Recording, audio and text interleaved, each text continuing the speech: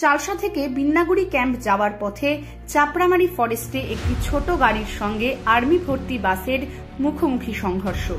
এই দুর্ঘটনায় গাড়ির চালক সহ দুজন যাত্রী গুরুতর আহত হন। দ্রুত তাদের স্থানীয় হাসপাতালে নিয়ে যাওয়া হয়।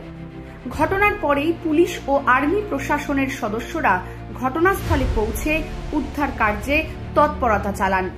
বর্তমানে আহতদের চিকিৎসা চলছে এবং পুলিশও পুরো ঘটনার তদন্ত শুরু করেছে। এদিকে স্থানীয় প্রশাসন ও পুলিশের পক্ষ থেকে নিরাপত্তা ব্যবস্থা জোরদার করা হয়েছে, যাতে এ ধরনের দুর্ঘটনা পুনরায় না ঘটে। তবে চাপড়ামারি ফরেস্টের মধ্যে বারবার এমন দুর্ঘটনা কিছুটা চিন্তার বিষয় হয়ে দাঁড়িয়েছে।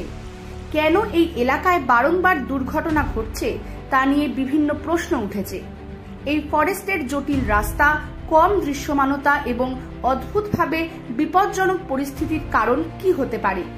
এসব পরিস্থিতি এড়ানোর জন্য কি আরও কার্যকর ব্যবস্থা নেওয়া হবে? এসব প্রশ্ন এখন স্থানীয় জনগণ ও প্রশাসনের জন্য উদ্বেগের বিষয় হয়ে দাঁড়িয়েছে।